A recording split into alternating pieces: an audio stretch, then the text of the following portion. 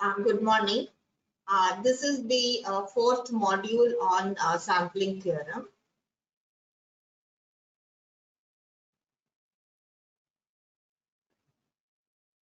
The fourth module. And what we are going to see today is we will try to see a laboratory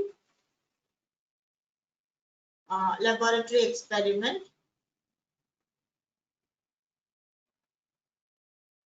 to verify the sampling theorem. And let's have a quick recall of the sampling theorem. If the theorem, if I have a signal x of t and it is band limited to say W hertz, I can obtain a sample signal x's of t using a sampling interval say Ts with frequency fs, and I can recover my original signal from its samples provided my sampling frequency fs is greater than or equal to twice W, twice the highest frequency present in the signal. So this is the theorem we have seen.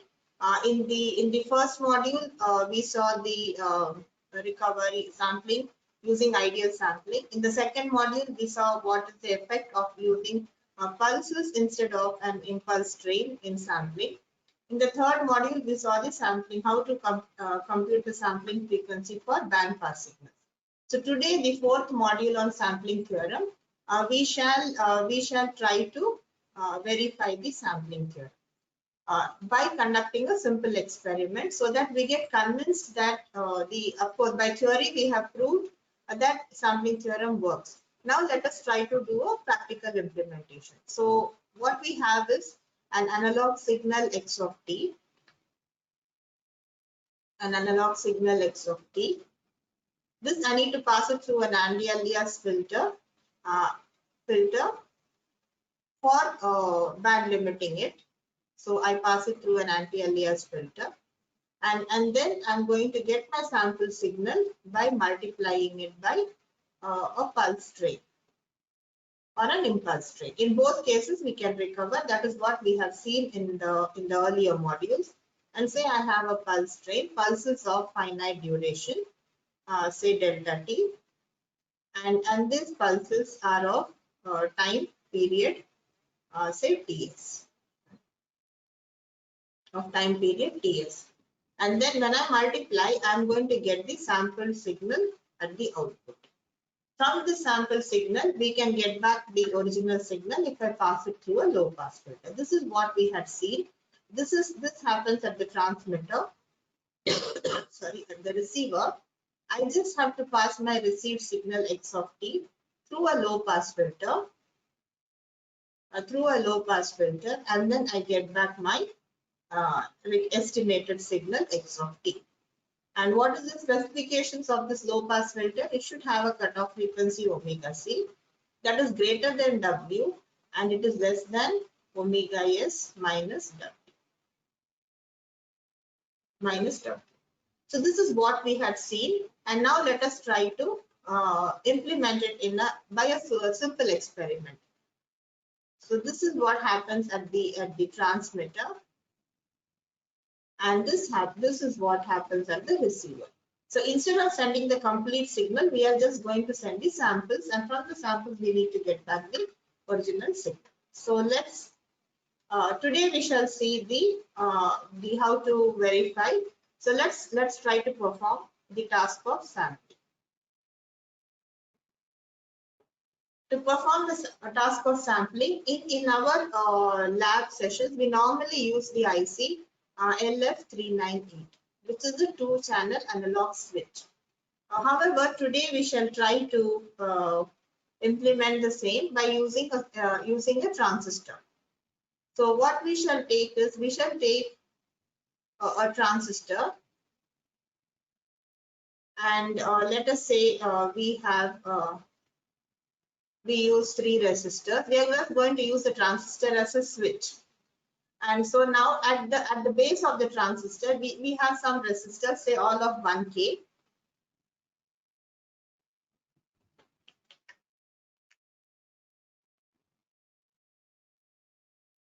we shall use the transistor as a switch and reasonable frequencies. So let me say at the base of the transistor, I give a square, a pulse wave or a rectangular wave of frequency P of t, and some finite pulse duration. And at the collector, I am going to give my message or my signal x of t or some frequency. And for today's lab implementation, we start off with a simple signal, a sine wave or a cosine wave, a sinusoidal signal of frequency or certain frequency. Let it be a cos 2 pi fm. So we are going to consider a signal, a cosine signal of say frequency fm. Now what happens when the transistor, at the base of the transistor, when this pulse is high, the transistor is on, and if I try to read my output at the emitter, because the transistor is on, and I get the value of the message. And what happens if it is off? When the base of the transistor is off, this is off, and since I'm taking the output from the collector, the output is going to be a 0. So what I will eventually get is, I will get a sample sign at the emitter. This is a simple circuit. Of course, there will be a drop across the collector emitter, but we get a sampled out. So this is a simple way of trying to perform sampling. Now this is first part of our experiment. What's the next part? The next part is to pass this sample signal excess of t through a low pass filter, and then observe the output, the recovered output, and see whether we are able to get back our original signal from the filtered output. So for the filter, we shall first consider, say, a first order filter, first order active filter. Let us say a passive filter would be a simple RC circuit, and say a resistor capacitor. If I give my input here, xs of t, and if I try to measure my output across the capacitor, I will see the filtered output, and this will also work. However, to have a better gain, let us try using an active filter. Say I use an op-amp circuit, and then I can set some gain for a first order system, and I will be able to say this is my, say, R2 and R1, my DC gain. The DC gain of this system is R1 plus R2 by R1. I can set any gain that we would like to have, maybe a gain of 2 or 3, and accordingly we will get the output. So this is my recovered output of the low pass filter. I give a gain so that my output is in reasonable limits. And how is my cutoff frequency omega c? My cutoff frequency omega c is given by 1 by RC, or my 2 pi FC. Or my cutoff frequency in hertz, my FC is given by 1 by 2 pi RC. Now, let us set certain frequencies because we want to do a lab implementation. Let us set the frequency. Let us say for this circuit computation, let us set certain values. Say we will choose our sine wave or our input message signal to be 2 pi FMT. My input message is my is my cosine signal. And let us say as we set FM just for experiment, say as 1 kilohertz. For this 1 kilohertz cosine wave, let us try to compute the sampling frequency and let us see how is the recovered output. So if I set my sampling frequency as 1 kilohertz and say I want my cutoff also to be my cutoff frequency also I set it to say it has to be slightly greater, or say I can set this frequency to slightly less, say around 900 hertz, and that's my cutoff frequency also, let us say set it to 1 kilohertz. Then what my cutoff frequency is also say 1 kilohertz. I'm setting my cutoff frequency. I can always change. So I'm designing my low pass filter for a cutoff of 1 kilohertz. And let us say I just set my capacitor to 1 microfarad. I set my capacitor to 1 microfarad, and then I need to compute the value of R. From this equation, I get R as 1 by 2 pi Fm, and C is 1 microfarad. 1 microfarad. And now when I substitute the values of Fm as 1 kilohertz and C as 1 microfarad, this will turn out to be 1000 by 2 pi, which is approximately 160 ohms. So I will freeze on these values. I will set a resistor of around 160 ohm, my capacitor of 1 microfarad, so that I have a cutoff frequency of around 1 kilohertz. Now that was for the first order filter. Now suppose I want to do a second order filter. If I want to do a second order filter, then my circuit now becomes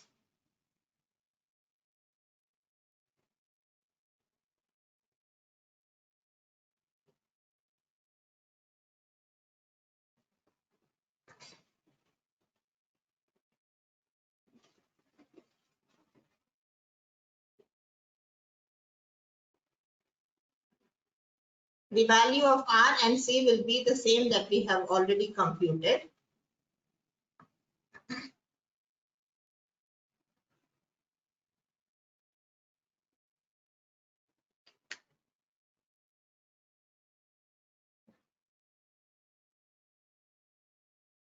And now this becomes my second order filter. Once again, I give my input here, excess of T, and then I get my recovered output. And I can have a third order filter by cascading the first and the second order filter. We shall set the gain, the ADC of the second order filter to 1.586. 1.586. We shall set the gain of the second order filter to 1.586, and this is a second order filter. So let's try to implement this. And similarly, if I want to do a third order system, for a third order system, I need to cascade. I will connect the first order, and then I will follow it up via second order. Of course, I can interchange the two. So I can, because the order of interchange does not affect the system response.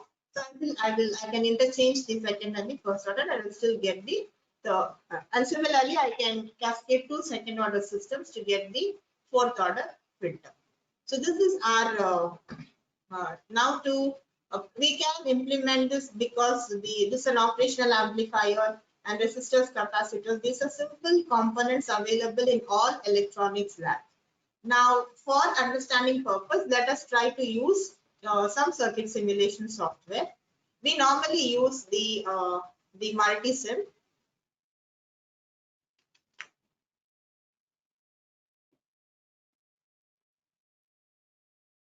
The Multisim software for circuit simulation by National Instruments.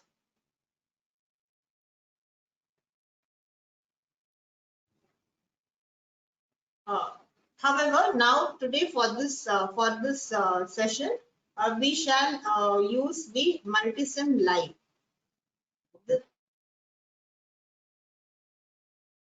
The Multisim Multisim Live,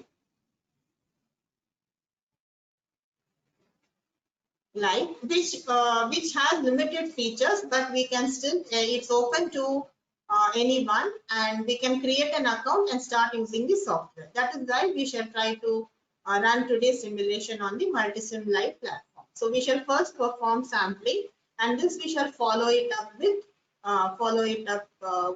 filtering, first order, second order, third order. So we shall first take up the task of conducting sampling.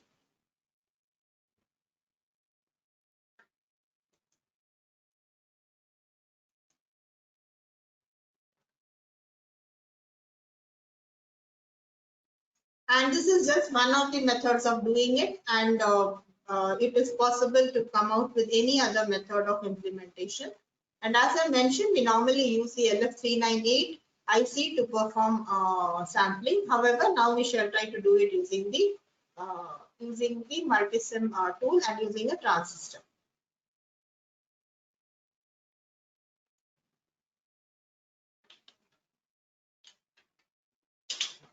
So let's try to use the Multisim Live.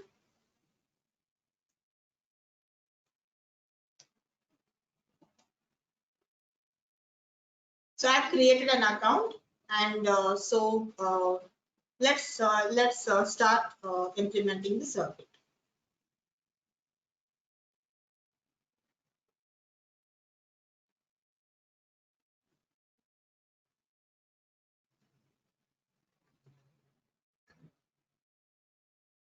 So we'll first take a transistor that will act as a switch. And now and we have seen the circuit. We just want the transistor to work as a switch. So I'll just have some resistors for all the three terminals of the transistor.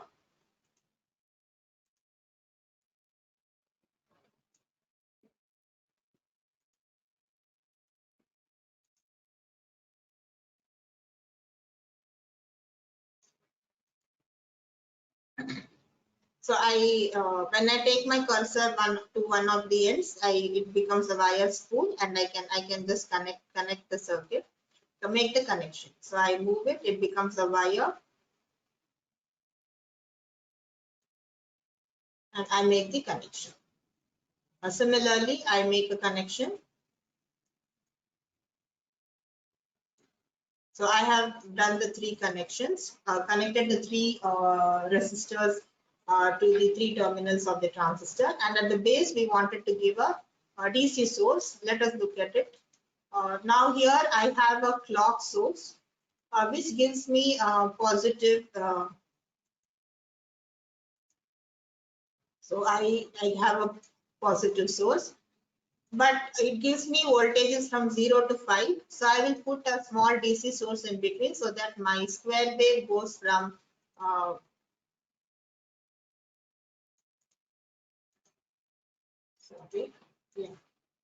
So my square wave goes, it has an equal swing of both positive and negative. So I will do that. So I have this. And then I need to connect the other end to the ground. So let me put a ground.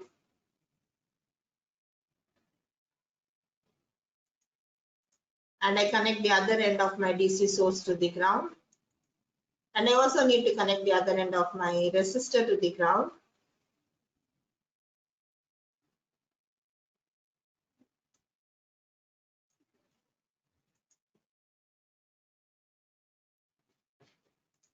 And for the input at the collector, we shall give the AC source our message. And to make, yes.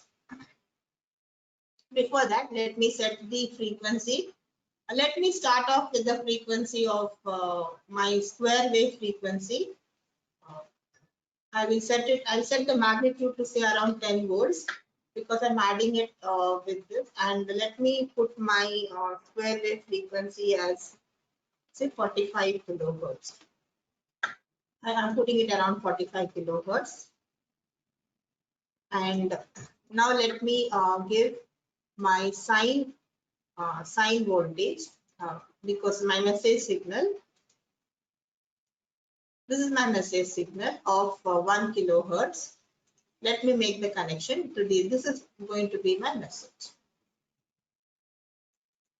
And once again, the other end of the message also needs to be grounded. So let me connect it to the ground.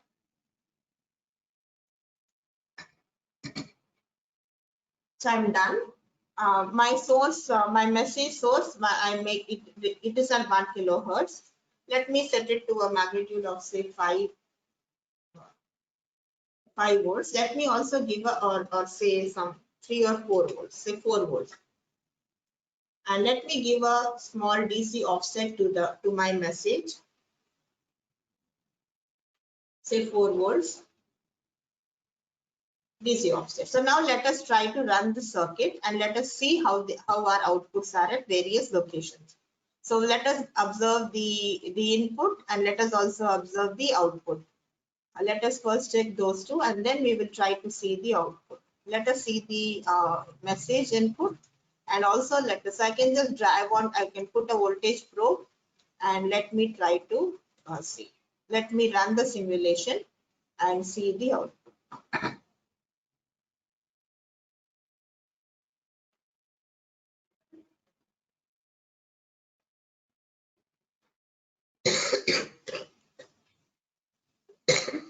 Sorry.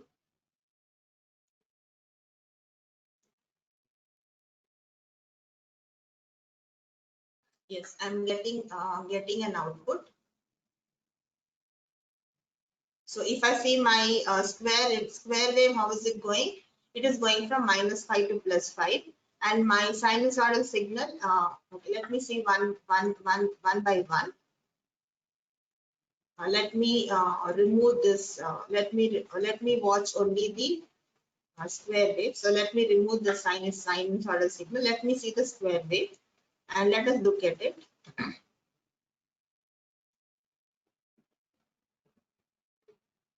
So is it a square wave, and what is the square wave? To expand it, because I've given a very high frequency, so it's a square wave that is running from in amplitude from -5 to +5, and we set it to a frequency of 45 kilohertz, and that's it. And we have also set it. I think we did not. Let us go back.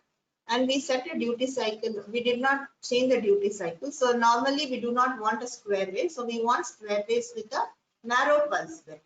So let me make the square wave of pulse width, say 25% duty cycle.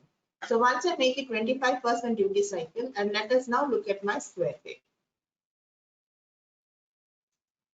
So it's a 25% duty cycle of 45 kilohertz going from -5 to +5.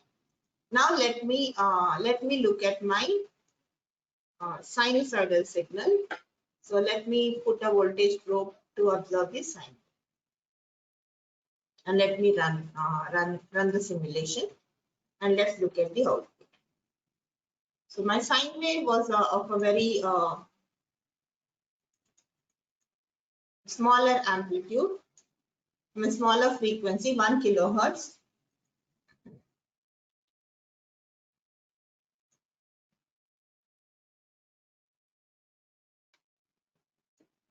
So this is going, the sine wave is going from 0 to from 0 to 8 volts. So this is how it is. Let's see what happens. Maybe, yes, let's go back to the circuit simulation and let us see the output. Maybe I will change the voltage slightly. I'll change my voltage as 3 volts with the DC offset of 4. So then once again, if I run and look at my sine, this is my message signal of a lower frequency. So this is how my message is. Message is a signal of lower frequency. 1 kilohertz is what we have set, and with some DC offset. So it has only positive swing. So now let us see, let us observe whether we are able to really have a sampling happening. So for that, we will put a probe at the emitter. So let's put a probe here and see whether we are getting a sampled output. So let's run the simulation and see the output.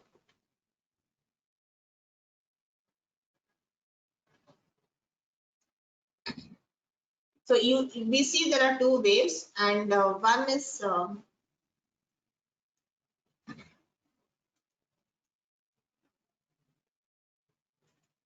See, we have a beautiful okay. Yes, let us compress it a bit.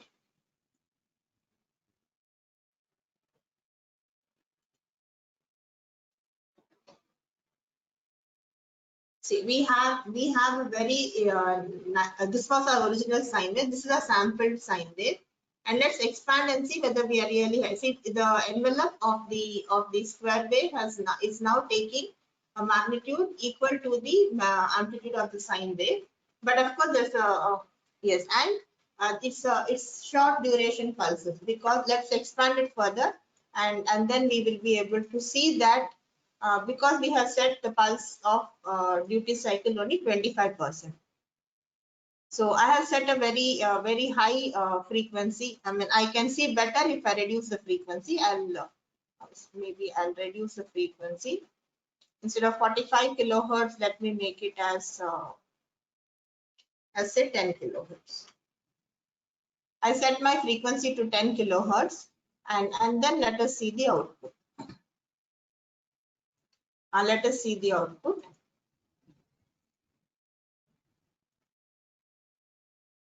Yes.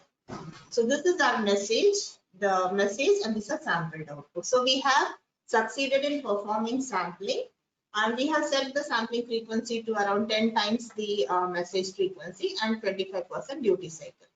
So what happens instead of sending this original complete message signal, we are only going to send these samples. Of course, 25% duty cycle is a very large duty cycle. In practice, the duty cycle will be much lower. But since we are interested in understanding the concept, we shall set it at 25. So now let us perform the task of recovery. So this is my sampled output.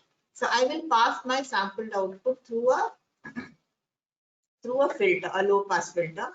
Let's take the advantage of this Multisim Live is it already comes with if I take this option of the op amp, it's already having the power supply inbuilt. So I need to just do my connections. So let us put the feedback resistor and one more resistor. So if I do this,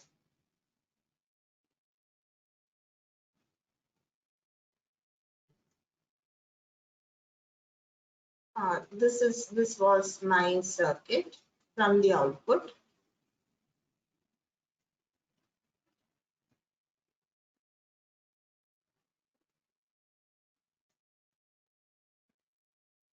And this goes to the ground. And let me put my resistor and capacitor. This is going to have now 1 and 1.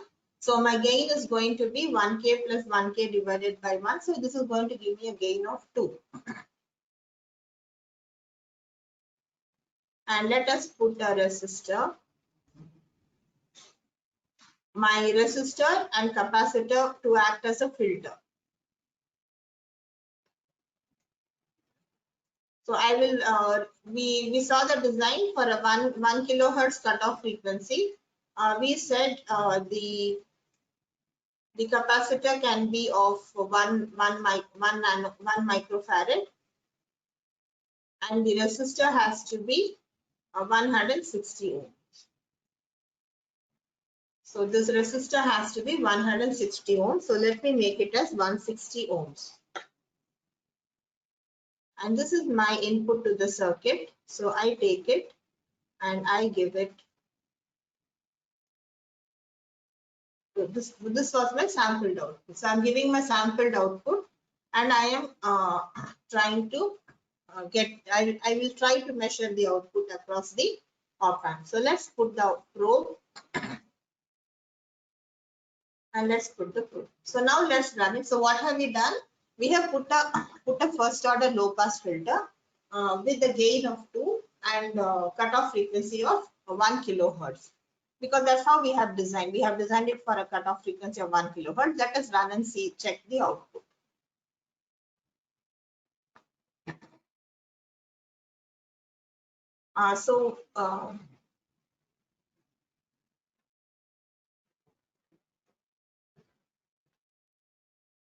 the output is somewhere high up. So let me just make it visible. Let me get it.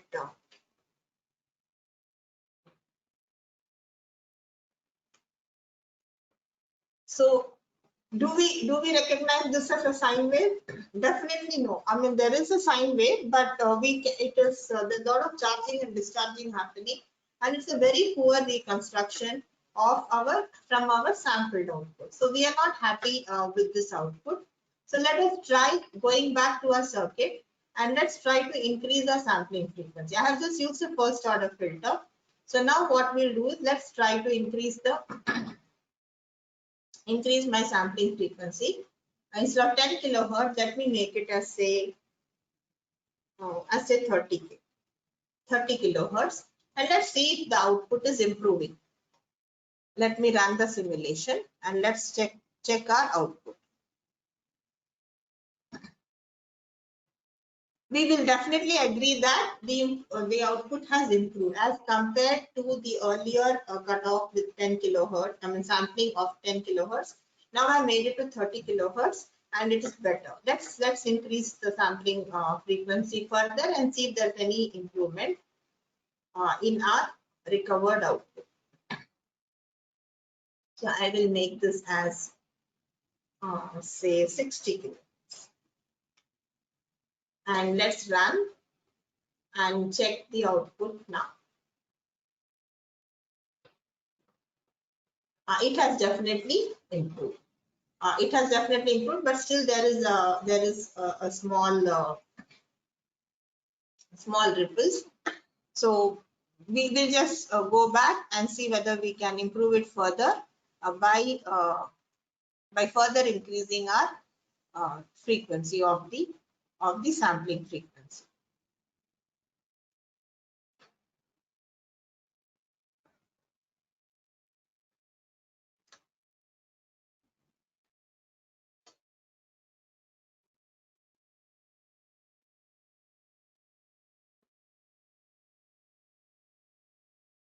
So this is the output. So that it's a sine wave. Of course, there is a little bit of ripples, but a reasonable recovery from the sample signal.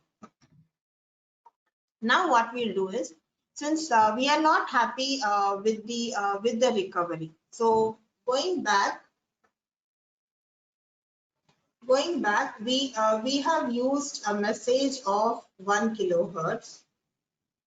And the recovery was very bad, and we are reasonable output when I have around 45 or 50 kilohertz. It looks sinusoidal, but it still has a large number of ripples. So now what this is a result that we are getting with the first order circuit. So now what we shall do is we shall see whether our output improves when when we go and increase the order of our filter. Let's put a second order filter and see whether there is any improvement in the system.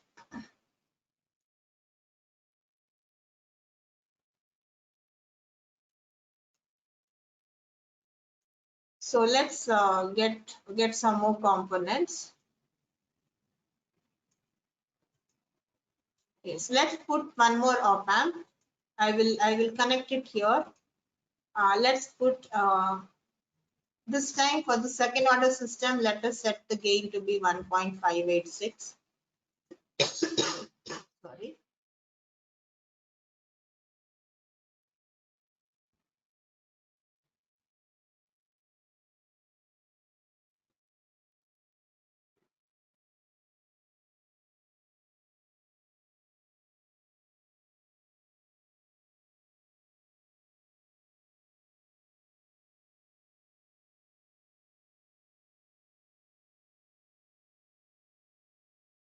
Let me put a ground.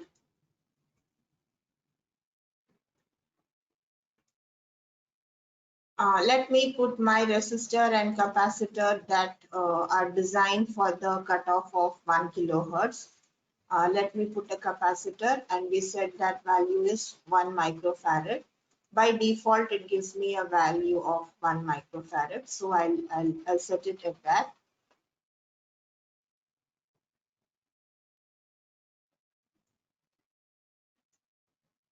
And of course this gets connected to the ground. So actually I'm putting two first order systems. I put this a first order system and this also first order system. But this one's the second systems, I'll set it to a gain of 1.586. So that was 1K. And this is 1K, 1 plus 0.586 by 1. We'll not worry about why we have set it to that. So now what I have is the output of the first stage now becomes the input to the second stage. So I will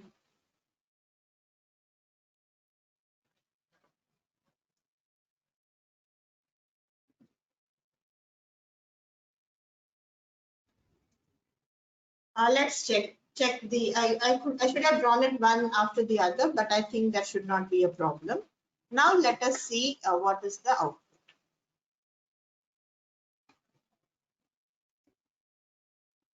Okay, so let's check it out now. Let's run the simulation and let's see the output.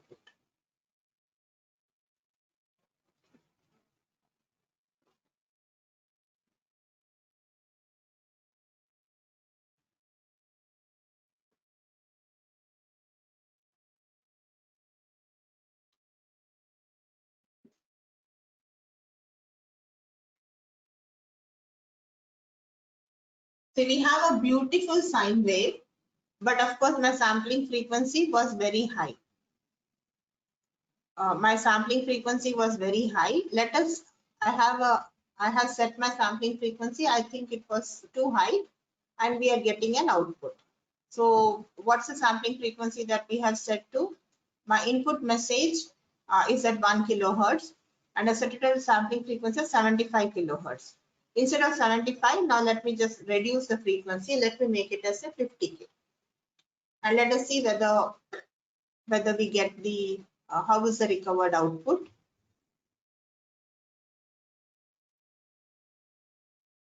So even now I have a very good recovery. Let me reduce the frequency further, my sampling frequency further, and let me go to a frequency of say 30K.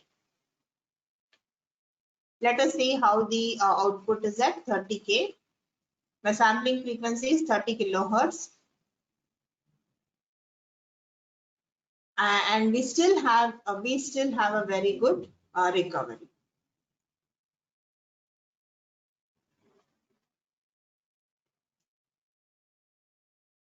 Okay, so let's go down further in our sampling frequency. Instead of 30K, now let me make it as say 20K.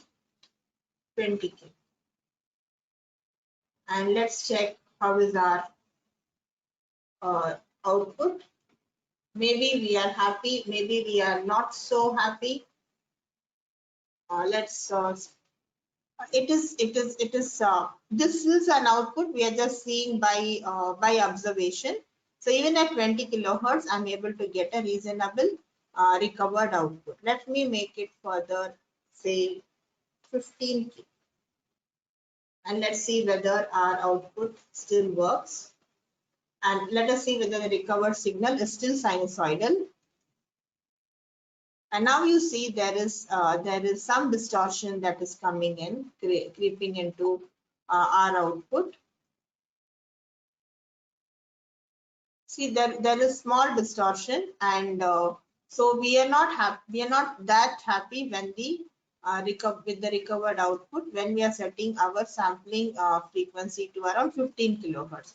If I let me try to reduce it further and say that I make it as 10 kilohertz. And let's run and check the output. See, the distortion is clearly visible, and definitely we would not like to accept this output. So to record our observation, what we can say is when I use the first order, this was the result. But when I when I move to a second order recovery filter, second order low pass filter for recovery, I am able to, for a message of 1 kilohertz, I am able to get a reasonable good recovery if I set it to around 20 kilohertz. Now, what was the sampling frequency? The sampling frequency set to recover a message of 1 kilohertz, I should set my sampling frequency to twice the message, so around 2 kilohertz. But where are we getting a good recovery? Around 20 kilohertz. So let's see whether my required sampling frequency reduces if I use a third order filter. Let me use now repeat it for a third order system, and let us check whether our specifications come down. The sampling frequency specifications come down. So what I will do is I will put in one more stage of resistor and capacitor. So this is my first order and this is my second order. Let me add one more resistor and capacitor. Sorry, I should have changed the resistor here to resistor value has to be 160 ohms, and this also will be 160 ohms. And I need a capacitor of 1 microfarad.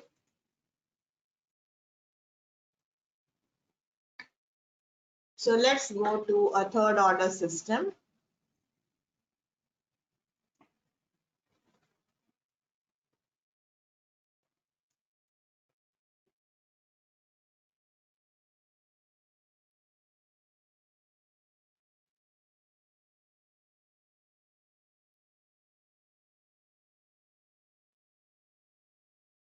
And my output of the previous stage becomes my input to the next stage.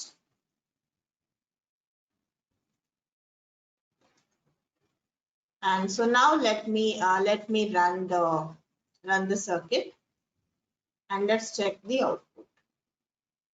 So now I have put a third order system. The first order has a gain of 2. The first stage has a gain of 2. The second stage has a gain of 1.5.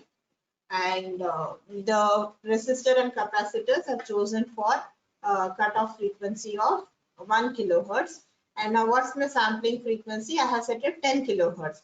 With 10 kilohertz for a second order system, we saw the output was not acceptable. Now let us see the at 10 kilohertz. See, we get a good recovery at 10 kilohertz for a third order system. Let's see whether I can go down further in my sampling frequency for a third order system. Let me reduce the frequency to say 8 kilohertz, and let us check whether we still get a good output, acceptable output. I think its distortion is still setting in. So it's maybe actually, of course, to do a real analysis, we'll have to do a harmonic analysis and check whether there is distortion. But here we are just interested in trying to appreciate the sampling frequency and see that the sampling theorem really works. So since that is the aim, and to understand that we can get back the original signal from the samples. That's the aim of this experiment. So let's see whether I can reduce the sampling frequency further. Say I'll make it as say 4K. And let's run and check the output. This is definitely not acceptable. So in the third order system, when I set my sampling frequency to around 4 kilohertz for a message of 1K, I am not getting the recovered output. So what was our observation? Whereas we are getting a reasonable good recovery if I set a sampling frequency of say 8 kilohertz. Let us check, maybe we'll run it once again and see for 8 or say, let us say 9 kilohertz. Let me run and check for 9 kilohertz, the same message, and it's reasonably good. A small distortion is still present, but let us take that we are able to get the, so for a third order system, for the same message of 1 kilohertz, 1 kilohertz, and with the sampling frequency fs of say 10 kilohertz is fine, 10 or say 9, 8 kilohertz was also okay. So these are not rigid boundaries, but what is our observation? So do we conclude that the sampling theorem is incorrect? Definitely not. The problem is with our recovery filter. Like if I take my first order system, and if I have my omega and say my h of omega, and if I have a cutoff frequency of say omega c, my first order system is going to have such a poor response. That is why it doesn't give me a good recovery, and I need to increase the sampling frequency very high.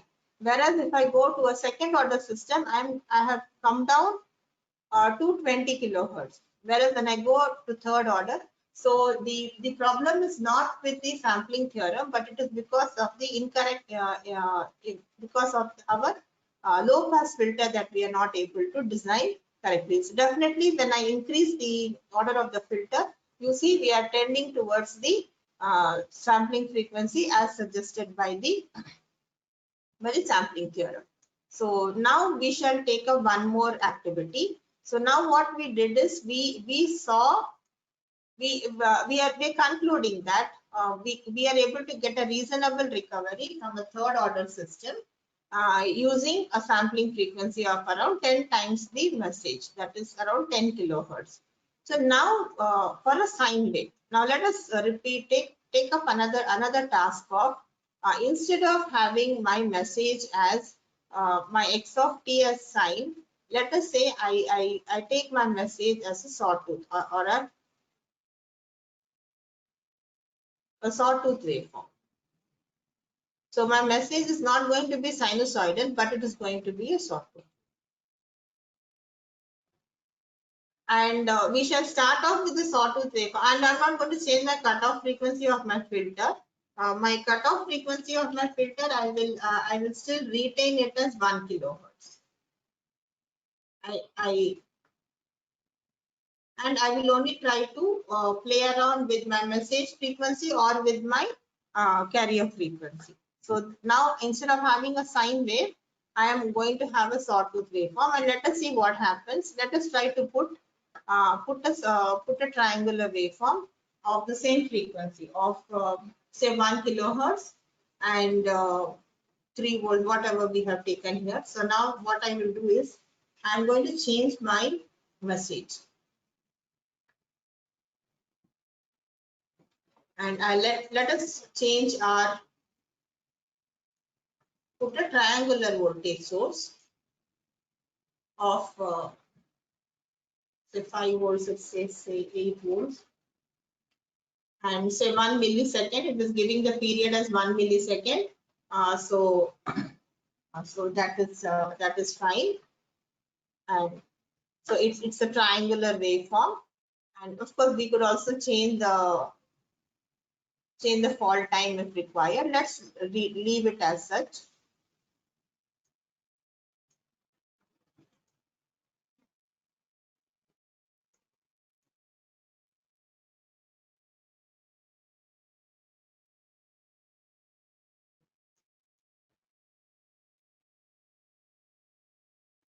First, let us see whether we are getting the sample signal.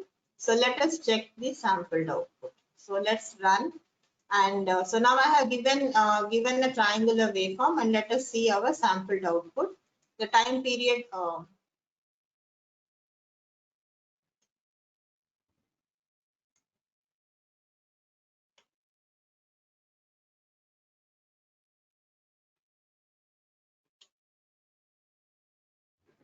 So are we getting the sampled output? And definitely yes.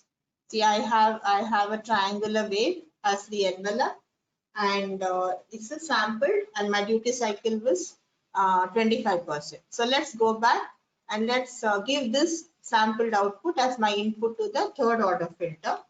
So I had this first order, first stage, first order, and the second order system. So let me just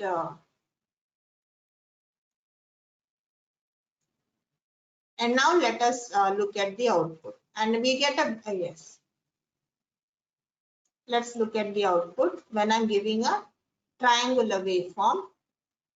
My input is triangular, and now let us see what is the output we are getting. I've given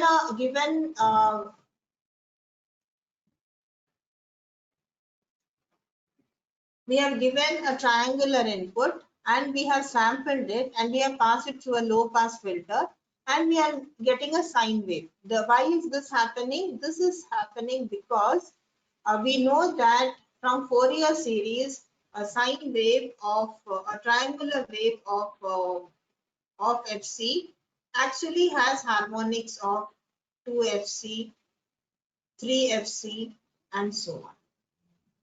And at least we need to, for a reasonable representation of any periodic wave, around 10 to 20, 10 to around say 15 harmonics at least need to be considered.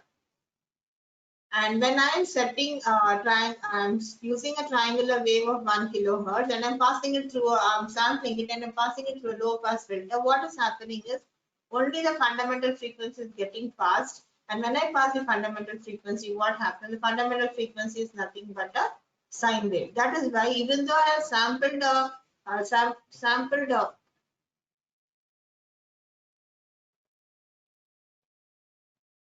even though I sampled a triangular wave, I ended with an output that is sinusoidal.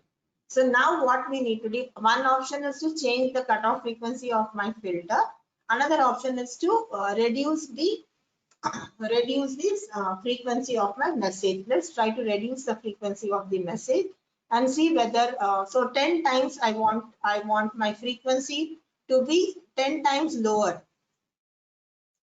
So I go back to my triangular source, and I want my it is having right now the time period is 1 millisecond.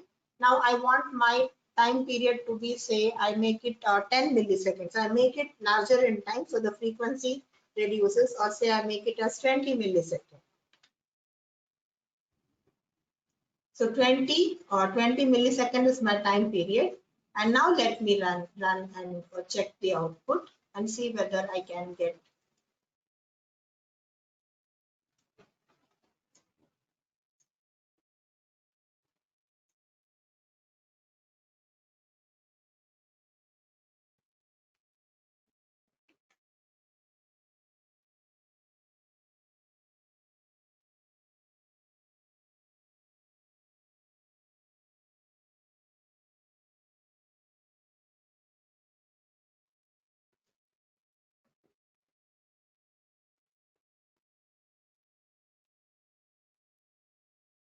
See, we are getting a sawtooth, of course, because of the sharp transition, it is not able to recover, but we are able to well approximate the recovery in this case. Let me try increasing the sampling frequency higher and see whether I can. I have set my sampling frequency as 9 kilohertz. Let us say 25K, and then it's still a triangular wave. Let me run and then check the output.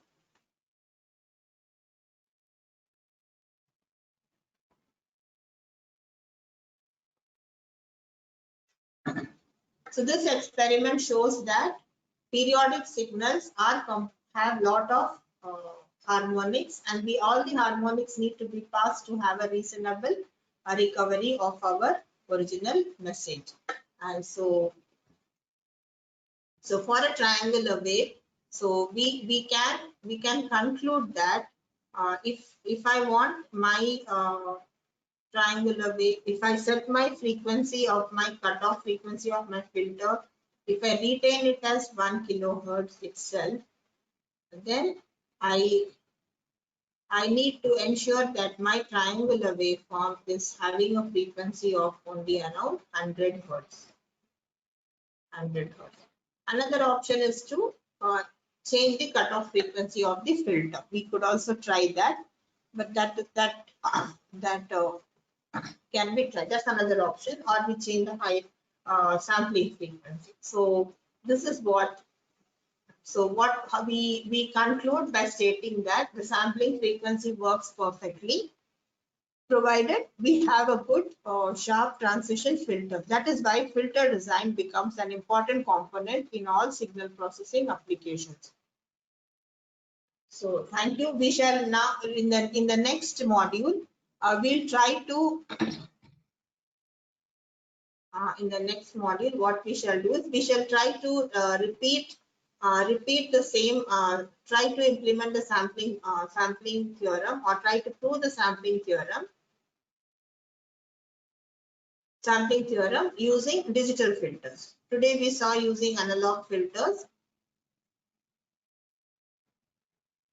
In the next class we will take one or two maybe one particular digital filter, and we shall just see the how the sampling theorem works and what is the cutoff frequency, and am I able to manage with twice, or do I need to have a sampling frequency higher than twice the frequency content in the message. And for today's class, for design of analog filters, I have referred to the book on I've referred to this book, the book on integrated electronics, analog and digital circuits by Jacob Bellman and Halkias. So this is a book that gives the op-amp design of filter, the Butterworth filters using op-amps. So thank you.